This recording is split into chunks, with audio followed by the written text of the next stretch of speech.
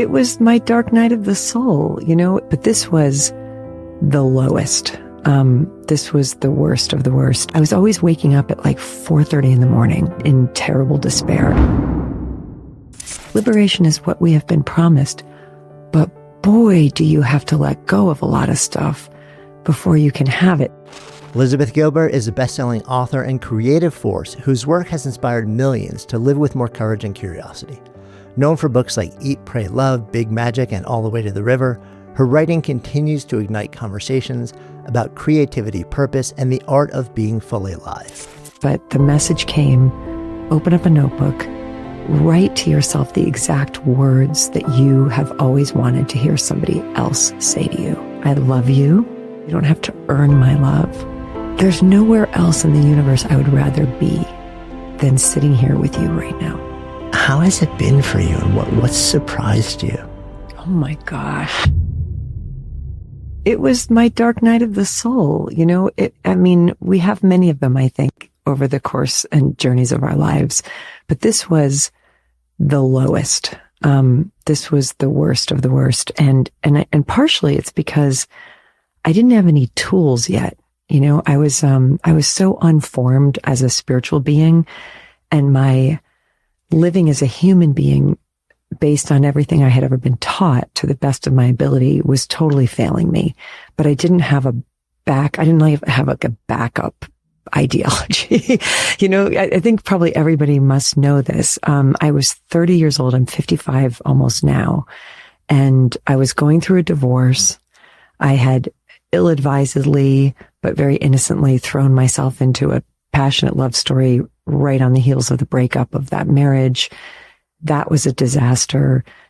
Everything that I had been planning for my life, and then my other plans besides those, had fallen apart. Like, I couldn't make anything work. And I was so full of shame and so full of despair and longing for love.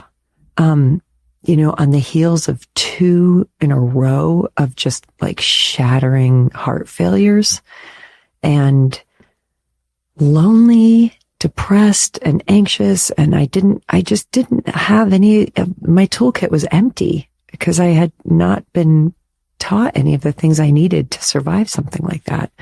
And, I've since found out that this is very, common in people who are going through a really bad depressive or anxiety episode. I was always waking up at like 4:30 in the morning, wide awake and in terrible despair. And that's like the literal dark night of the soul. It's like, cause you can't do anything at 4:30 in the morning. Like, you're too exhausted to just get up and start the day. There's nothing to be done, but you can't go back to sleep. You can't take a sleeping pill at 4:30 in the morning. You can't call anybody at 4:30 in the morning. Like, it's the real reckoning hour, and a wrecking ball of an hour, if you're in a bad state. And I was in one of those fits of despair, and I, to this day, don't know where it came from. I mean, it was a gift from the beyond, but the message came, open up a notebook and write to yourself. And this was the exact direction.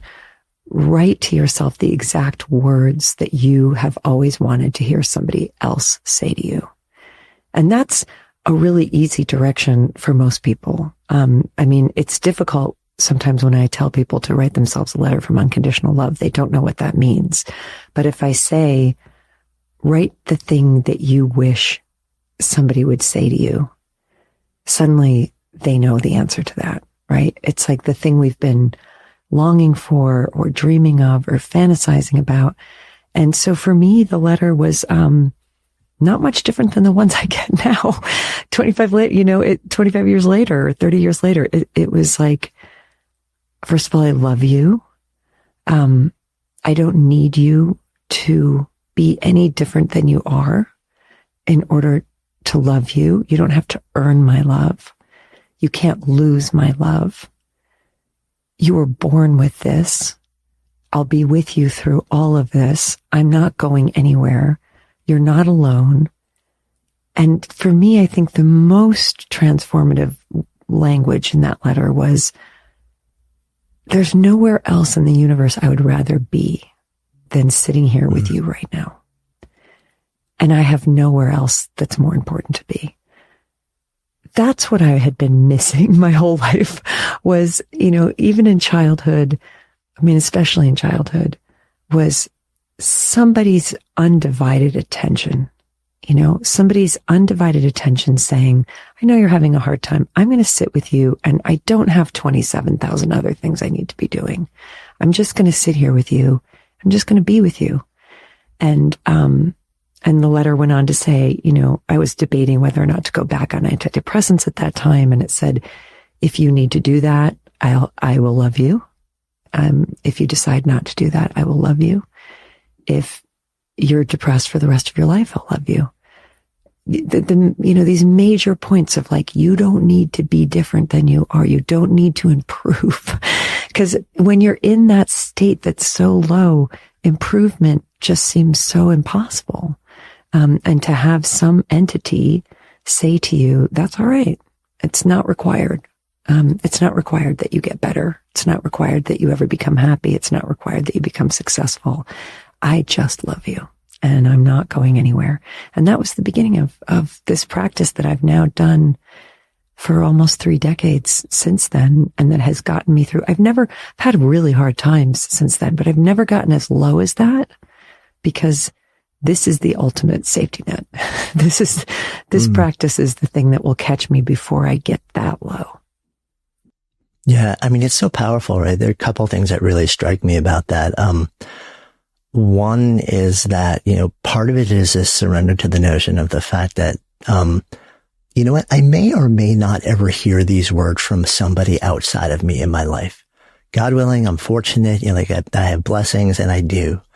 But what would happen if I almost assumed that I won't? This is sort of like brings up the Buddhist notion of abandoning hope. When I first heard that notion, I was just like, that's a terrible idea. Like, who made that up?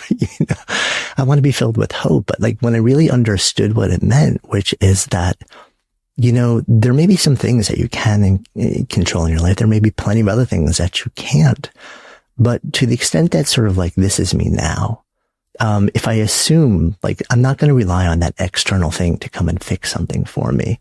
If I abandon hope of that, then what? What do I actually start to do? And it's so odd that, and this is partly what you're describing, that this notion of abandoning hope can also really seed agency in so many ways, which is a little bit counterintuitive, I think. Yeah. That line in the Tao Te Ching, hope is as hollow as fear.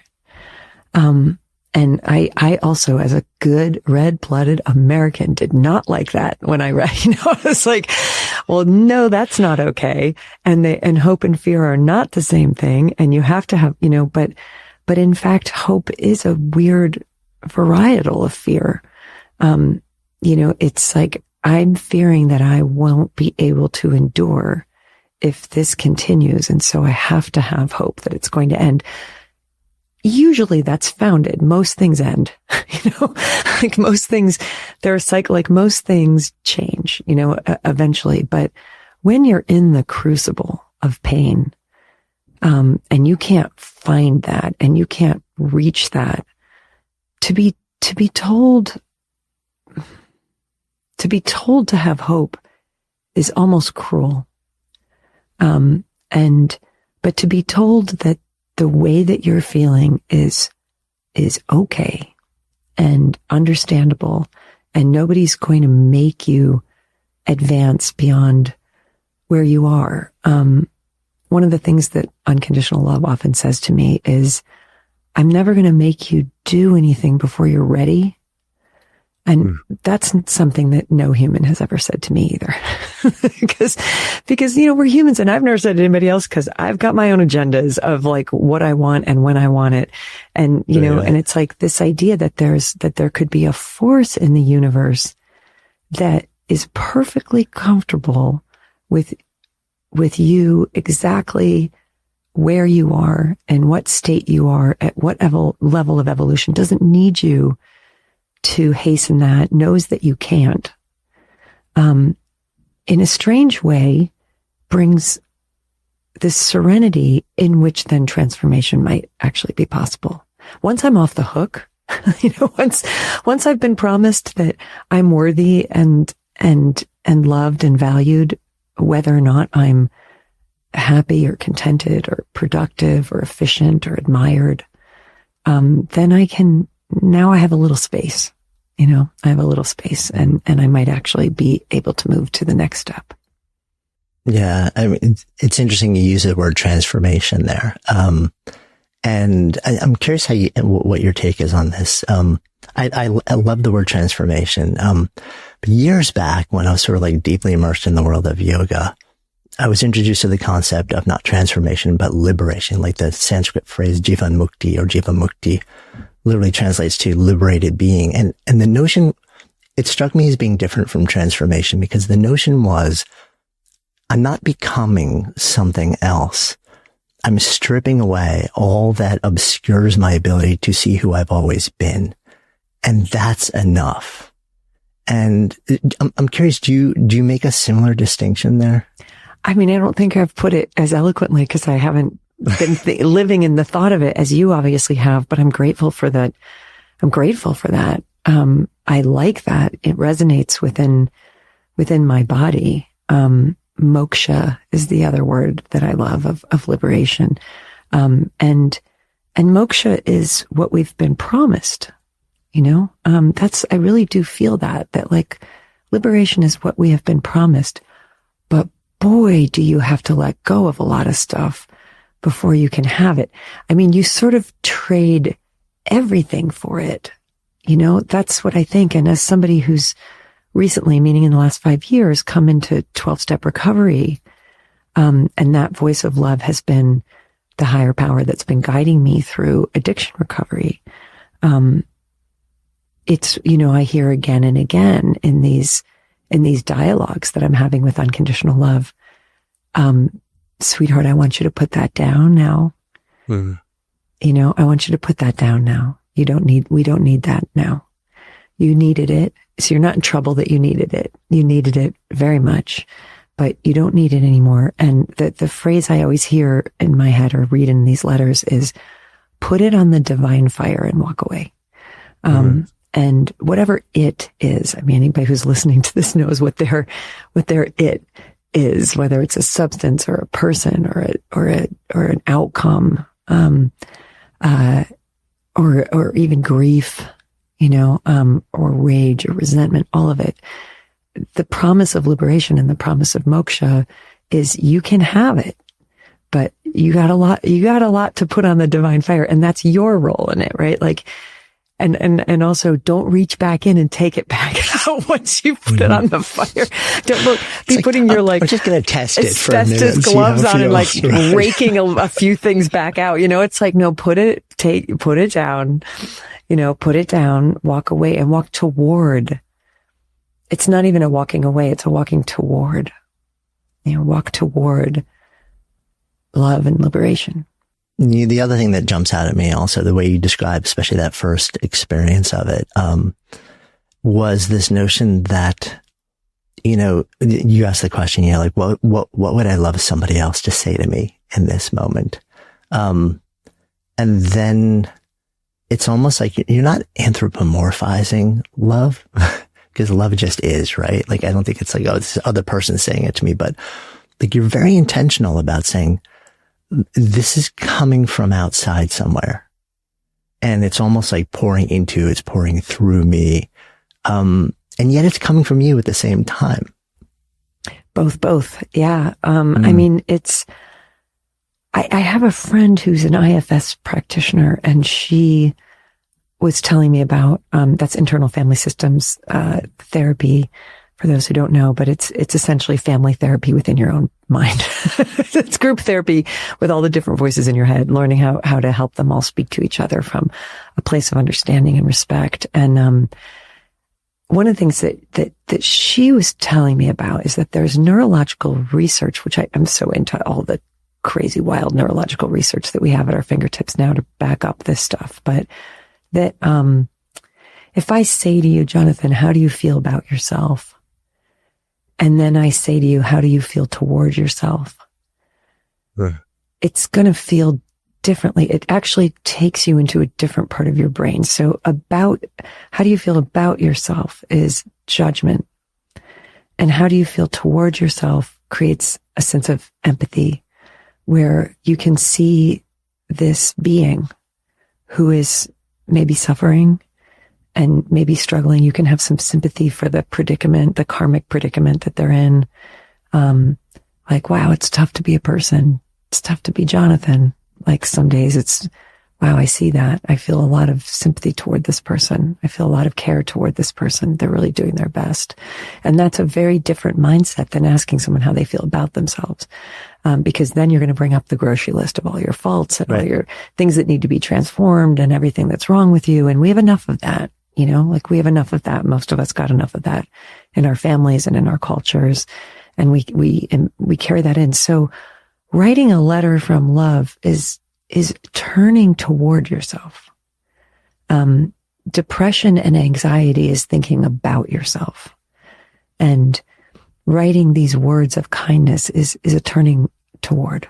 And there's, I refuse to believe that it's not coming from an external source. I don't have any reason not to believe it because I don't even know where that idea came from, that initial inspiration. I never know what it's going to say. I never know what love is going to say. It changes by the day. I mean, the basics are always the same. Like, I love you. There's nothing you can do to lose that. You're my beloved. There's nowhere else I'd rather be than here with you. I've got you. I'll be with you. Everyone else can come and go. We're here. That's the same, but then there's often very specific direction. And sometimes love tells me what it wants me to do. And sometimes love tells me what it wants me to stop doing. Sometimes love tells me who to call, and how to show up in service to the world and the work that it wants me to be doing. And then sometimes it tells me to retreat and to let the world take care of itself and to, find my center again and to turn off my phone. It's different by the day because my needs are different by the day.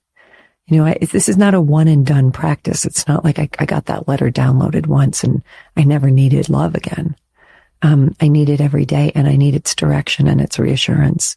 And I also need to know that even if I am not able to carry out what it asked me to do, that it will still be there tomorrow. I love how you describe it existing outside of you. And it's also really consistent with sort of your broader thoughts on things like ideas, creativity, the muse, God, however people do or don't understand or describe that experience. But,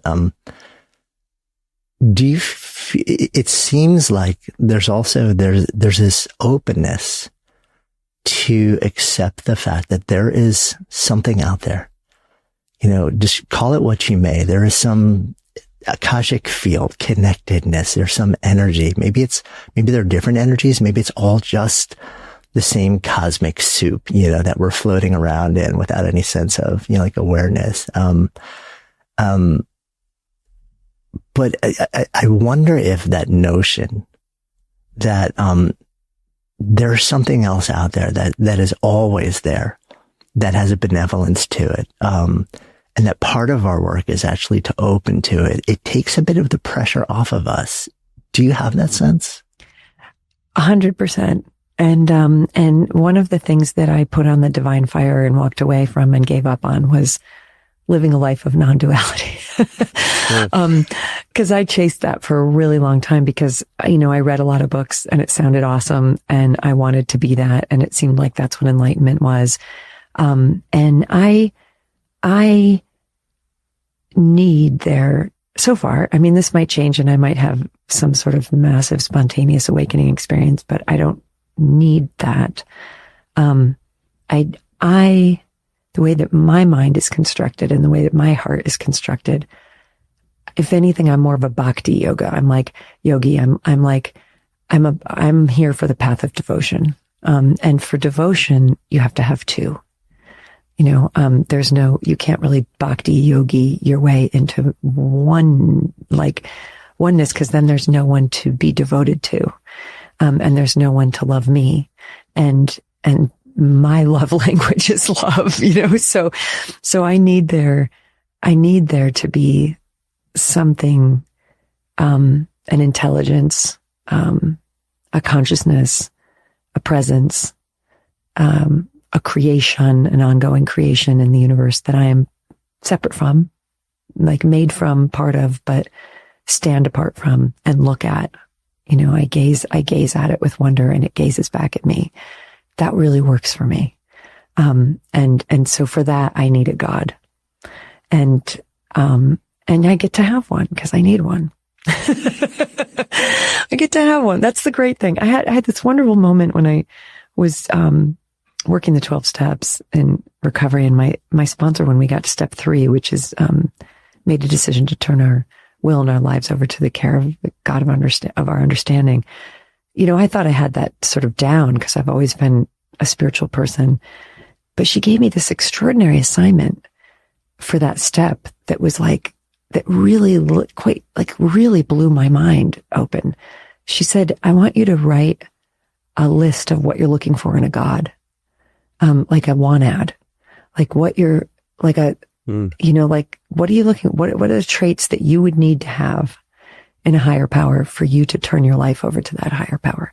Because no one's seeking. Yeah, exactly. Must be good with animals, long walks on the beach. Exactly. Precisely. Right. And I was like, I think of myself as an open thinker, but I was like, well, you can't do that. You can't do that. I mean, you get the God that you get, you get the God that's been assigned to you. But why? Well, one of the features of a God that I could love would be allowing itself to move into the shape of whatever I needed it to be, because I needed that, and it would provide that and be like, okay, you need a God in this form, here, I'll be that, right? I'll be that because I want to connect with you. And this is what's going to work. So this is how we're going to do it. And my list started with unconditionally loving. It just has to be. There can't be, it can't be a small-minded, judgmental God. It can't be. I won't survive that. I can barely survive my own small-minded, judgmental mind.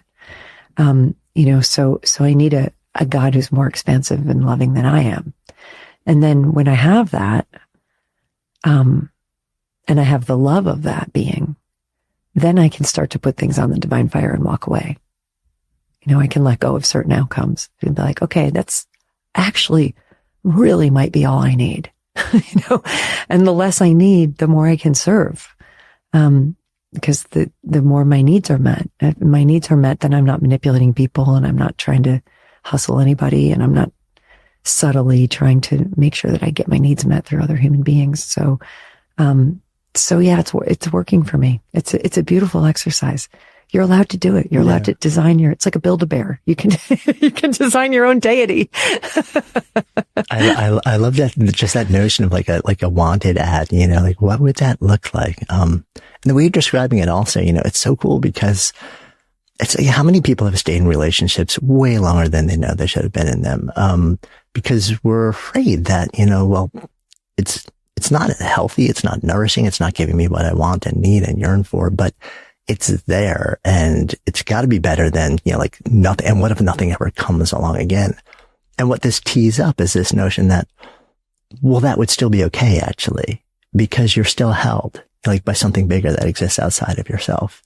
It may still suck, and it may be brutal going through like whatever that, transition moment is, but, there's always going to be this thing. And it creates a bit of like a soft landing, or a softer landing, maybe, for experiences that we grasp desperately to, that may not really be for us.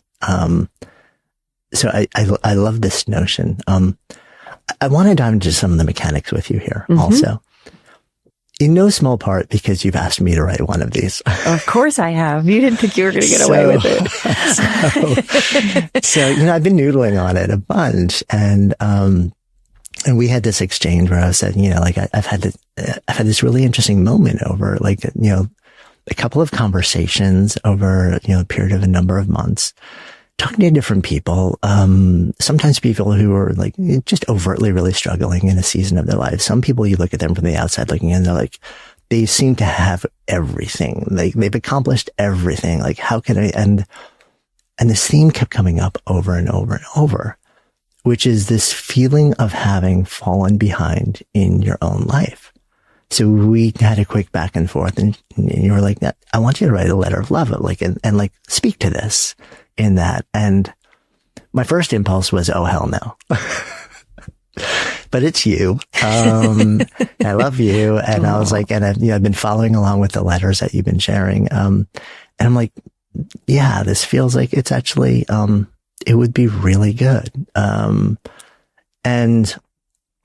so I've been thinking a little bit more and just thinking about it. And while I think about it, questions come up like, how do I actually do this? Is there sort of like a hit list of do's and don'ts? Or is that completely contrary to what the entire thing is even about in the first place? So when I'm thinking about this, when I'm sort of saying, okay, so I want to sit down and actually do this thing, and you kind of teed up like the basic things, I think, earlier in our conversation. But one of the things that comes up sort of like right away is, and you and I have been writing in various forms for, quote, the public for a long, long, long time. Or creating for the public in a long, long time. And granted, hopefully we're creating for ourselves at the same time. It just happens to resonate with people beyond ourselves. But at the same time, it's really hard to get that voice out of your head that says, I'm writing for someone. I'm not just writing for me. This has got to be something. Let me extol on this, or let me think about the language. Let me, this is phrased in a way. I need to work this sentence, right? And I caught myself, like, even in the very beginning parts of just noodling on this, I caught myself just drifting into all these different places and wondering, I'm like, is that okay? Or is that just completely not what it's about? Oh gosh. Well, thinking is, of course, not what we're doing here. So right away, lost again. And it's interesting.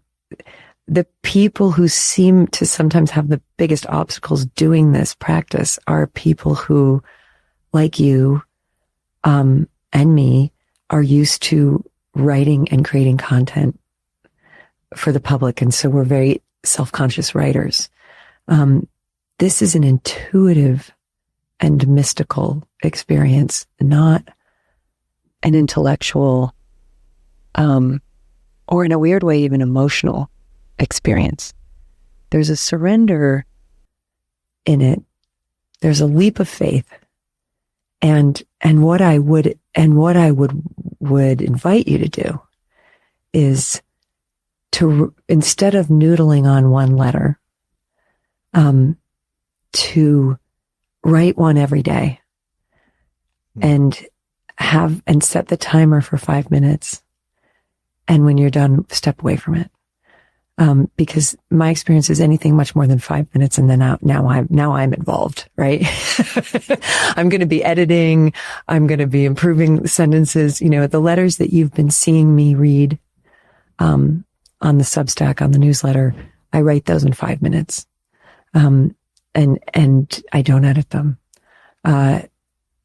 because it's better if I'm not the one writing it.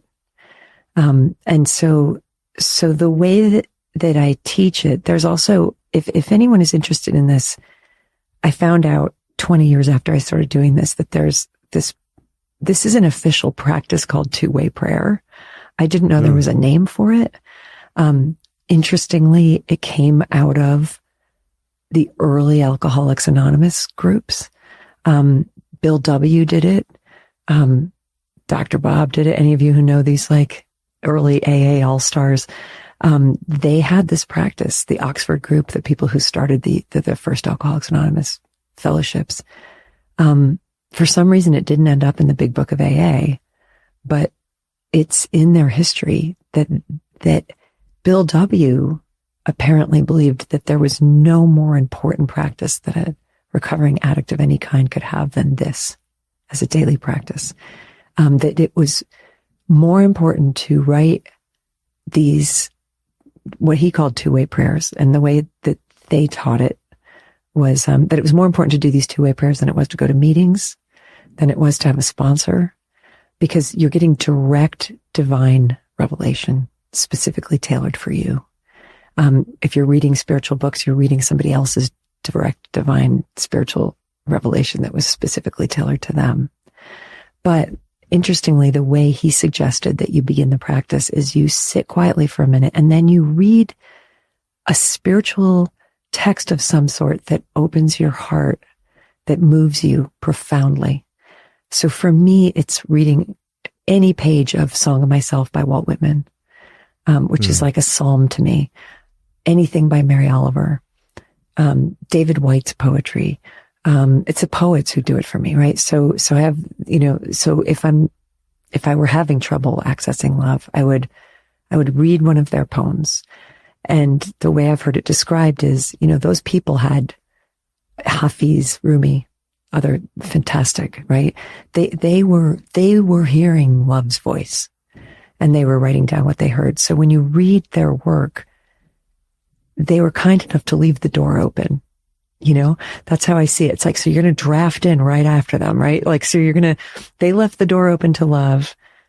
Your heart opens. You get that residual heart, the contact high of being around Hafiz or Rumi or Mary Oliver or Walt Whitman or the Psalms or any of the great spiritual writing. You're open.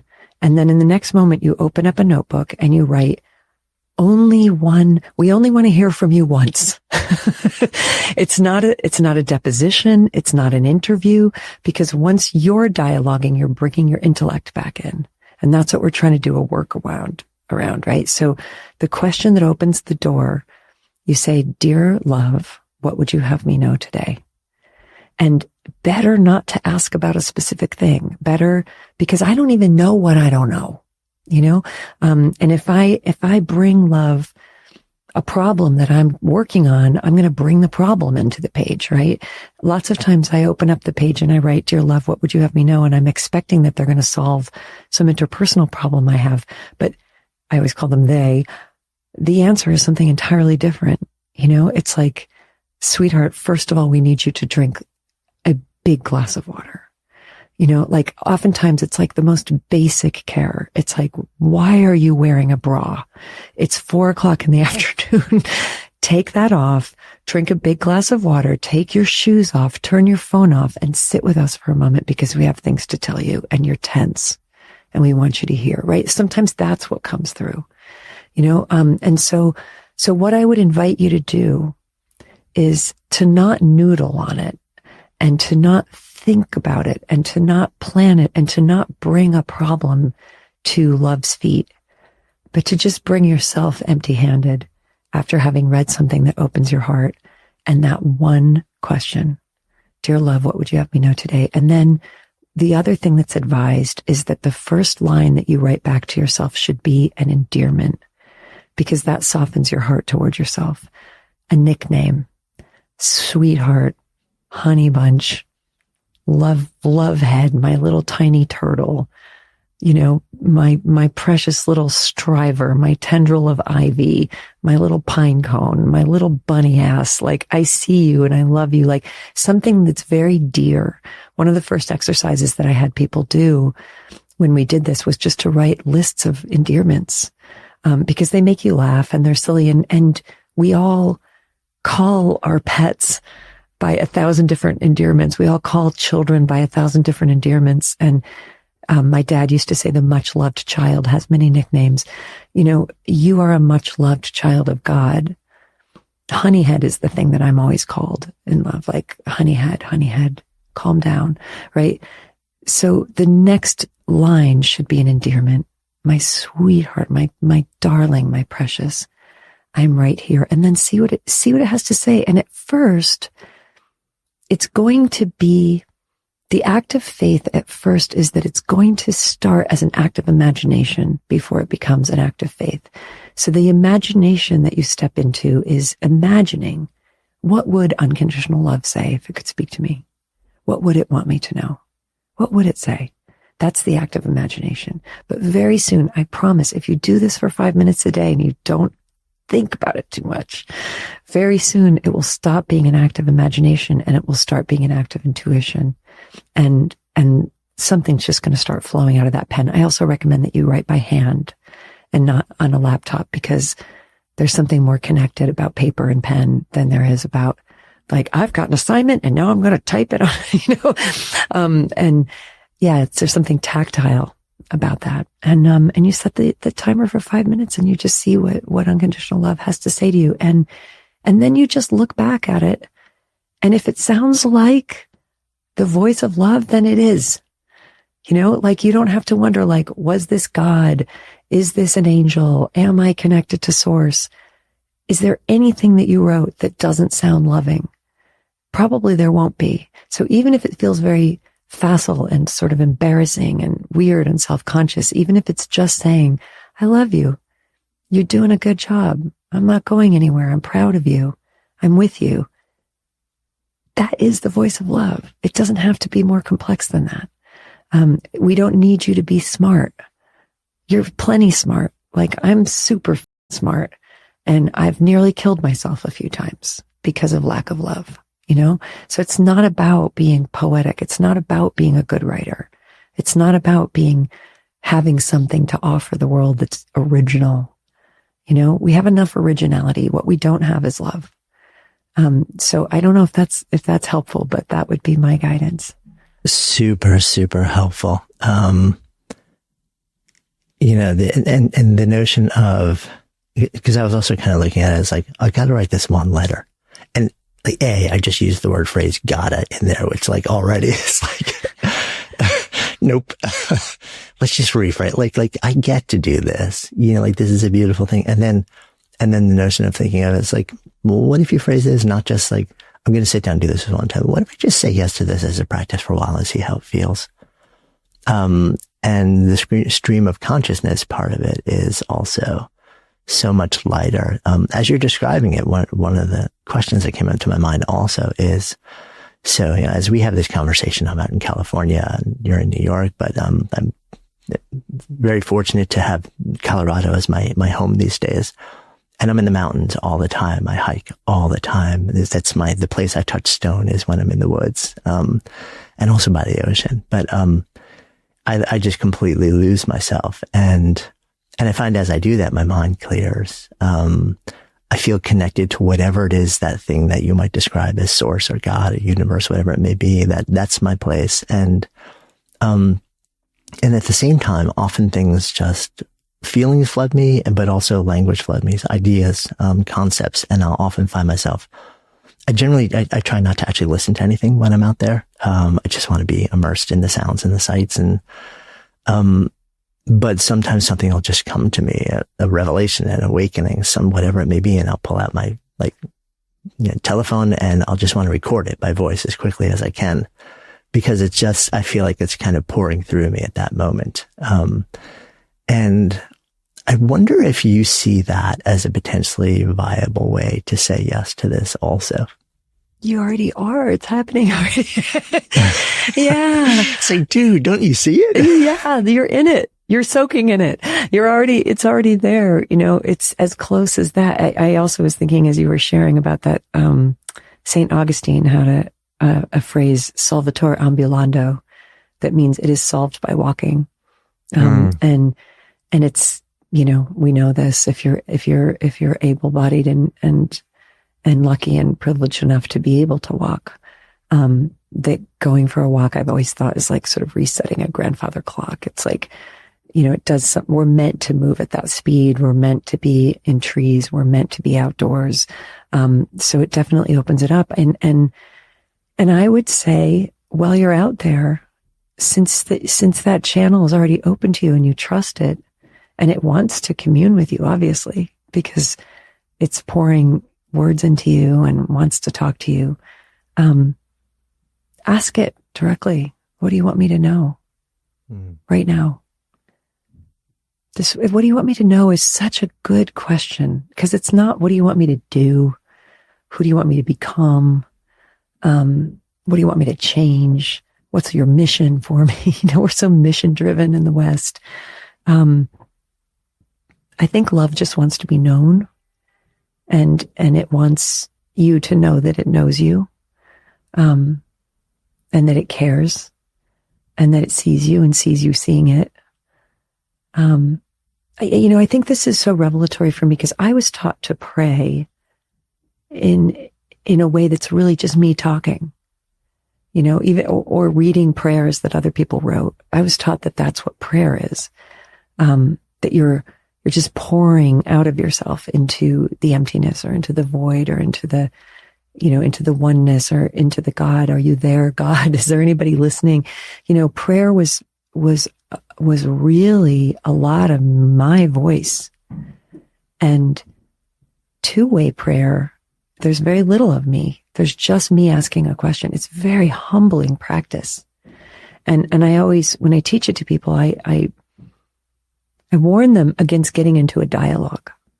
It's tempting as it is, because that's my ego wanting to be involved. That's my ego wanting to be like, who are you? What are you doing? What is your, like my ego is like a 3-year-old who has a million questions. But I really only need the one, which is, what would you have me know right now? What would you have me know today? And sometimes if there's a difficult situation, what would you have me know about this situation? But what would you have me know right now really works. And then you're not talking, you're listening. And isn't that better? Just in general. Yeah. Right. Good Says someone who just gave a 10-minute monologue. It's like, hold on, I have more to say about that. Although this is an audio format, so I suppose I have to. As you're describing that, I'm nodding along, and then a question sort of popped into my head, which is, and this hasn't happened to me yet. There's always opportunities, but I would imagine that there's somebody listening to this right now. They're like, this sounds really cool, and maybe they even tried it, and either they've had this experience or there's a fear built around it, which is, what if I say yes to this? And I sit down and I flip open, like my notebook, and have a pencil, my favorite pencil in hand, and I say, dear love, what would you have me know now? And nothing comes. Like, would that reinforce a sense of abandonment that you were stepping into this experience with?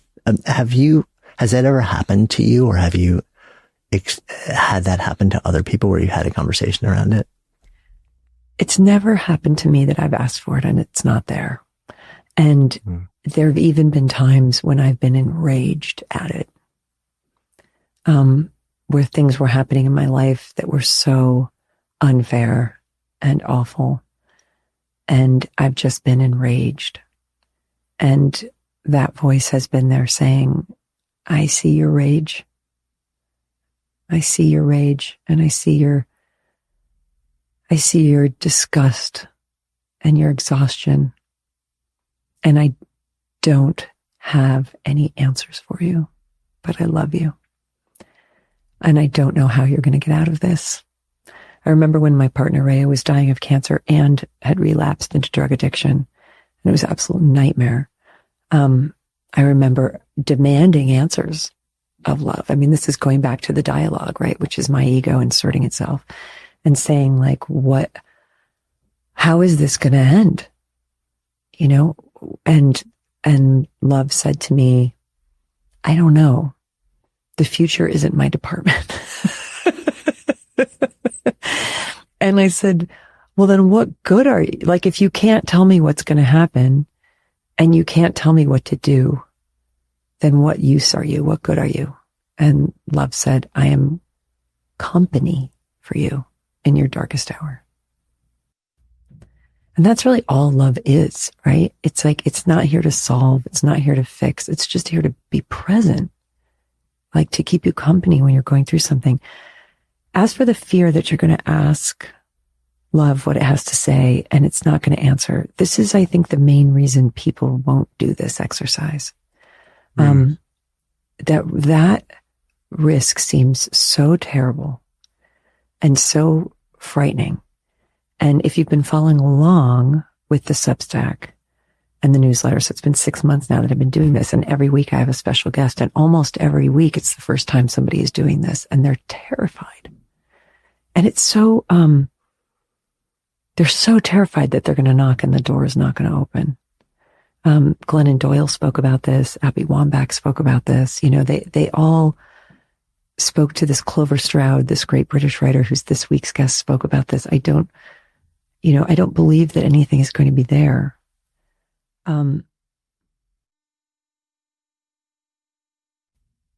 I dare us to be courageous enough to take that risk. I dare us to. I see the things that people do that are so risky. You know, I live in New York. I see the way people cross the street with their headphones in and a hood up over themselves, jaywalking against traffic. I see how how people drive and text at the same time and take that risk that they might die. I see the way people abandon themselves into substances and take the risk of cigarettes and take the risk of alcohol and take the risk of a lover who's abusive and take the risk to gamble. You know, even what we call recreation and fun, you know, like most of what I see people doing that's called recreation and fun just seems like, wow, I'm really kind of throwing my life away into this thing. Like I could die. People take risks every single day, yet this one, asking somebody to be courageous enough to open up a blank notebook and write, "Dear love, what would you have me know?" And then imagine what unconditional love would say to them, feels like, oh, well, that's a bridge too far. I'm not doing that. You know, and I call people out on that because I'm like, I've seen this. I've seen the risks you've taken in your life. You know, I dare you to take this risk and to see. And I think that largely the reason that we're so frightened to do it is because we've never experienced it. Like nobody ever loved us unconditionally, because I don't think humans can. I mean, we're supposed to allegedly get that from our parents, but if you're like me, you had beleaguered parents who were exhausted and traumatized and just trying to get through the day and overwhelmed, and were not available to that, you know, through no fault of their own. Their parents weren't either, you know, so if we've never experienced it and all we can associate it with is human love, which is by nature limited and conditional, even the most vast human love has its limits. Somebody can love you unconditionally and they can die, you know, like they will have to die. They might not be there tomorrow. You know, like we can't count on that. And I don't say that in a way of like, can't count on people. You know, we count on people as much as we can, but we're fallible and we're fragile. And, you know, I know somebody whose father was her closest source of unconditional love, and then he got Alzheimer's and he didn't even know who she was anymore. You know, so these things can be taken from us, but there is a source that cannot be taken. And I would submit that you have had experience with comforting another living being in your life, even if you haven't been comforted. I would suspect that everybody who is listening to this has at some point in their life held someone in their arms and said, I'm right here. I've got you. Held a trembling animal, held a crying child. You know how to do it, you know? So I'm not buying that you don't know how to do it. You know how to hold something and how to reassure it with your presence. You've done it.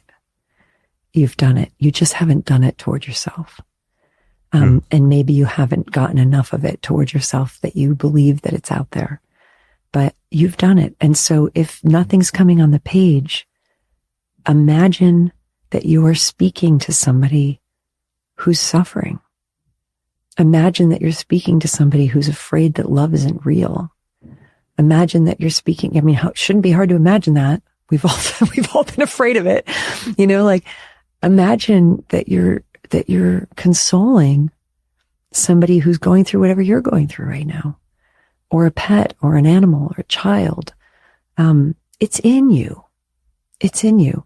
And this is what I find astonishing as I'm reading the letters that people share on this newsletter that people are writing. People who never had it shown to them have it in them. It's not a prerequisite that you were tenderly and gently loved as a child for you to be able to find this within. Your longing for it is in fact it, the doorway to it. Walking through that doorway of longing into love itself is how you'll find it. So I would ask that you try it. And then I would ask that you try it again. And then I would ask that you try it again. Because this is your inheritance. Like you are allowed to be loved. It's too hard without it. We can't survive without it. And we all know that, but we all think it means that we have to go seek it out and drag it out of another person, or manipulate it, or bully it, or force it out of another human being, or who's going to see me, love me, care for me. And one thing that love says to me often in the pages is, why would we set the system up to make it so hard for you? Why would we set the system up so that the only place you could get this was if you could coerce another human being into giving it to you? That would turn you into a beggar. Like that would turn you into a desperate beggar for your entire life. And I'm like, well, that's what I've been. That's what I've been. And love's like, well, you don't have to beg. You have a fountain. It's Tolstoy's beggar sitting on the pot of gold, begging for spare change, not knowing that he's sitting on a pot of gold. This is all in you already. I believe that. I believe it because I've found it. After years of looking, it's the last place I looked, like it's like car keys are always the last place you look. It's like the last place I looked for love was from within, but there it was. No, that resonates really deeply. You referenced a couple of times in conversation that about 6 months ago, you decided, this practice is not just for me. This practice is something that I want to really share more publicly and also invite, a global community into. And you launched, this newsletter and, letters from love, and we'll link to this. And every week you share, one letter from love that you've written to yourself. And you also invite, others to share a letter on a weekly basis. I will be sharing mine with that community as well.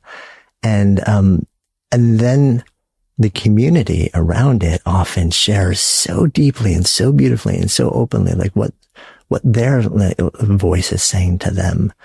I'm wondering, 6 months into this experience now, how has it been for you, and what surprised you? Oh my gosh, it's so magical. I mean, this is something that was born of my darkest moment of pain and isolation. And now we have 90,000 people across the world practicing this together. Like what?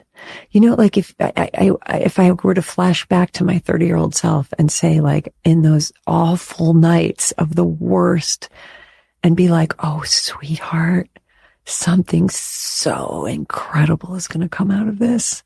Like, oh gosh, just keep going. You've almost reached the door, right? Like you've almost reached the door. Like something extraordinary is going to come out of this.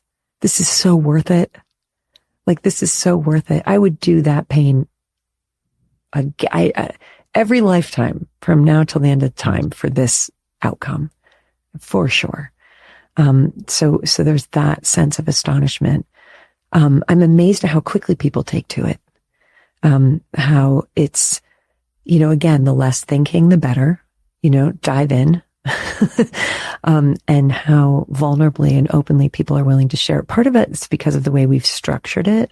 I also love that I'm creating this project with my best friend, Margaret, from college, who's been my friend for 35 years. And she's doing all the administrative stuff, and I'm doing the writing and the videos and, responding to people's letters. But, we Substack is this relatively new, format that people are just learning their way through, and that a lot of people there are refugees from social media. And with social media having become such a, toxic and addictive and destructive element, really all Substack is just a blogging service. It's really going backwards. It's like back to the original, get people's email addresses and send them an email every week. I mean, that's all it is. It's a 1990s technology.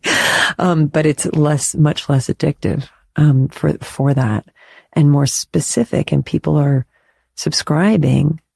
And then once they subscribe, I put out everything that I do for free, but I have the lowest paywall that we could get through Substack, which is $50 a month, and, or $50 a year rather. So it's 94 cents a month. Sorry, 94 cents a week. 94 cents a week for this, is the lowest we could get the price down, to have a little bit of a paywall. And behind the paywall, people can comment. And that tiny paywall prevents trolls. It's incredible. It's an absolutely safe space. That's the thing that I find so incredible. And I was promised that. I mean, I have a lot of trauma about social media and things that get said in social media, but I was promised, by people who are on Substack, like, you're not going to see any of that. There's no attacking. There's no, this is genuinely a safe space. And I also put the letters that my special guests write behind the paywall, because it's vulnerable. I mean, people are showing the heart of their heart and the pain of their pain and the longing of their longing at the deepest level. And so there's a little wall around it, and that it's like I think of it as like a walled garden, like a Persian walled garden. Inside of that wall is safety, is abundance, is fellowship. And now the people who have been writing letters and sharing them are making friends with each other, and they're having meetups. They're teaching their kids how to do this. They're teaching, some of them are teachers, and they're teaching their students how to do this practice. And then they're adapting it to themselves. Like one woman said that every morning when she wakes up now, it's before she even opens her eyes, the first question she asks is, "Dear love, what would you have me know right now?" And she can hear it. She can hear an answer. So she's starting her day with it. And people are using it to get themselves through deaths of loved ones, and, the horrible tragedies of life, and, their own cancer diagnoses, and their fear of the world. And, what I find also astonishing, after having read tens of thousands of these letters in the last 6 months or so, is that how similar the letters are. Mm-hmm. It's like we are all tuning into the same radio station here. Like something is speaking to each one of us with the same tenderness, the same humor even. There's a lot of like sort of rueful humor that comes through in these letters where love will be like, "Oh, don't you love your little plans? We love watching you make your little plans. Keep making them. They're adorable. They're probably not all going to come true. It's okay. It doesn't matter. You're not supposed to." The other thing that I hear resonating again and again and again and again in these letters, which I think is amazing, is that love often says to people, "I don't care about good and bad and right and wrong." Sure. It's a very interesting thing for me. And I've heard this in my letters too, because I can get into such guilt spirals if I think that I've done anything wrong. And I'm so desperate to be morally perfect. And I'm so desperate to be ethical and to have integrity. And I'm always so afraid that I'm doing it wrong. And I'm hearing, not just in my letters, but in the letters that Unconditional Love is writing to people, like, "I don't care about your morality. I don't care about your ethics. I'm not here to gauge that. I'm not here to judge that. You're killing yourself with these morals. You're killing yourself with these standards. You're fine. Like, you're fine just the way you are. I know all the stuff you've done. It's okay. It doesn't matter." And this idea that like good, bad, and right and wrong don't matter. It's like that line of out there beyond right doing and wrong doing. There's a field. I'll meet you there. We seem to be meeting on that field. And that's a really scary thing. Talk about things to put on the fire and walk away from. That's a scary thing to walk away from, because I'm like, well, if there's no morality and there's no right or wrong, how's anybody going to be safe? And what are the rules? And how do I know if I'm good or bad? And love's like, I don't care. I don't care. I just love you and care about you, and I'm here with you, and it's all right. I'm not judging you. You're not getting graded on any of this. And what an incredible relief that is. So to see that show up in the letters of so many strangers, and to be like, wow, okay, that's what unconditional love is. That's amazing. Yeah. I mean, it really is powerful. And to see so many people showing up and being willing to be seen, is really powerful also, because I think it inspires you. You're like, wait a minute, they're doing this. And oftentimes they're doing it week after week, and at scale, and it's okay. It's better than okay. Like there's something really magical about it. And it's just deeply compelling, from the outside looking in, having seen what you've created, it's deeply compelling for me. And I was imagining from the inside looking out, it had to have been for you as well. And you've confirmed that. So we are going to, air this episode on the same day that you'll be sharing, my letter from love, with your community. So for all of our fabulous listeners, if you've enjoyed this conversation, you're inspired, and you're curious after, Liz very explicitly told me, stop noodling and just do it. What actually comes out, you will be able to find it. We'll include a link in the show notes. So by all means, head over there and explore this practice yourselves. There's something truly powerful about it. And then even being in community when you're doing it, I think is really, there's something really cool about it. So Liz, as we always do, and I've asked you this a couple of times over the years now, but years pass and we change, in this container of a Good Life Project. If I offer up the phrase to live a good life, what comes up? Well, I'll just say what just came to mind, which is, to be careful with yourself. I've never said those words before or thought them, but that's what came to mind, and it just actually made me get a little teary. I understand that to mean to know your own preciousness, and to know your own just exquisite, tender sweetness, and to treat yourself accordingly, as a very rare, miraculous being, and to know that you're worthy of all gentleness and kindness. One of the things that inspired me to want to take this practice public was famous within these circles. I don't know if it's famous out in the wider world, but Sharon Salzberg, the great meditation teacher, was one of the first Americans to meet the Dalai Lama. And she was in the room with him when he came to California. I think it was California or somewhere in the Pacific Northwest, maybe, but long ago. And no one knew who he was. And so this group of intellectuals and theologians and spiritual people had gathered to hear him speak. And they had questions, and somebody in the room asked him if he could give any guidance about how to handle self-hatred. And he had to speak to a translator for like 10 minutes to even understand the question. Yeah. Because he kept thinking that he was misunderstood. He was like, who do you hate? Who's the enemy? And people were like, when it's yourself, who's the enemy? And he had never heard of this.